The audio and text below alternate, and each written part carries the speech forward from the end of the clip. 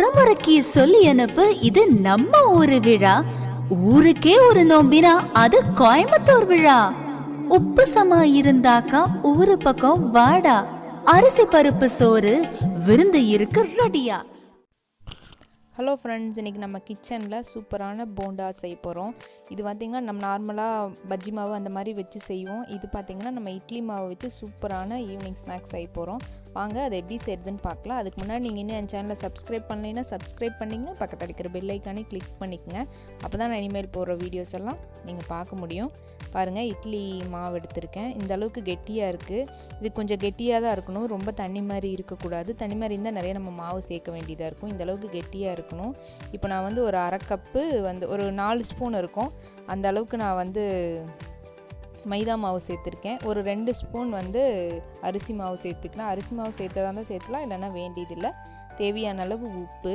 இப்போ இதை நல்லா கலக்கிக்கலாம். இன்னொன்று பார்த்தீங்கன்னா, இது ரொம்ப மொறுமொறுன்னு இருக்கும், ரொம்ப சூப்பராக இருக்கும். ஈவினிங் டீ காஃபி அந்த இதோட சாப்பிட ரொம்பவே நல்லாயிருக்கும். வாங்க அடுத்தது இப்போ என்ன பண்ணுறேன்னா, சோடா உப்பு கொஞ்சம் சேர்க்குறேன், ஒரு 1/4 டீஸ்பூனு, ரொம்ப இல்லை.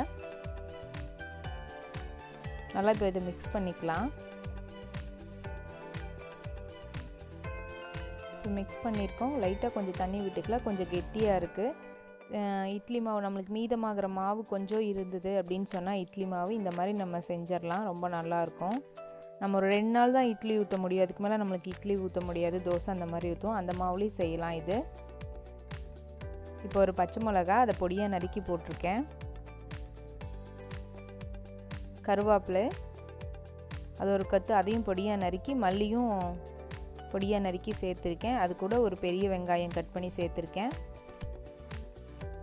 இப்போ நல்லா இதை மிக்ஸ் பண்ணிக்கலாம்.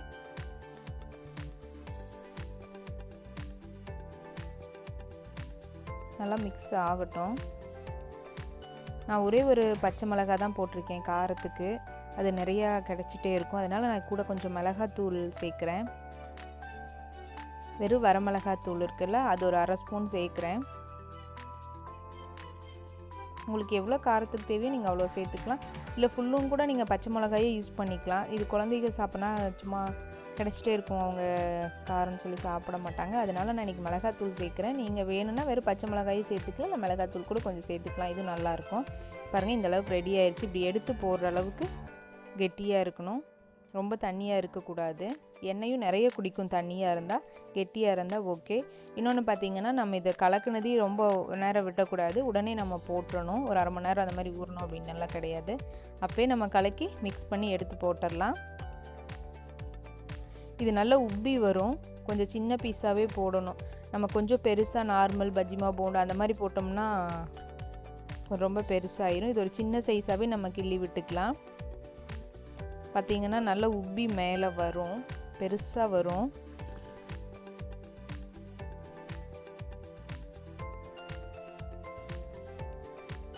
உங்களுக்கு எவ்வளோ என்ன இது பண்ணுறீங்க அந்தளவுக்கு உங்களுக்கு கேப் இருக்கிற அளவுக்குலாம் நம்ம போட்டுக்கலாம். உடனே கரண்டி விடக்கூடாது, கொஞ்ச நேரம் அது வேகணும்.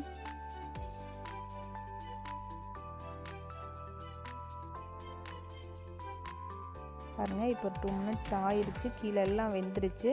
இப்போ மேலே அப்படியே நம்ம திருப்பி போட்டுக்கலாம்.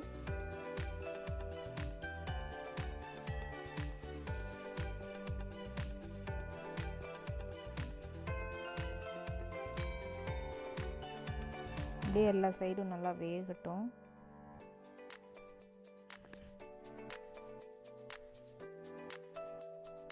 ரொம்ப ஸ்பீடாக வைக்க வேண்டிய, கொஞ்சம் ஸ்டவ்வை ஸ்லோவாக வச்சுட்டு ஒரு 2 or 3 மினிட்ஸ் அப்படியே திருப்பி விடுங்க. பாருங்கள், அந்த நுரையெல்லாம் அடங்கிடுச்சு. இப்போ நம்ம இதை எடுத்துக்கலாம். ரொம்ப சூப்பராக இருக்கும், நல்லா மொறுமொறுன்னு ரொம்ப டேஸ்ட்டாகவும் இருக்கும். இந்த போண்டா ட்ரை பண்ணி பாருங்கள்.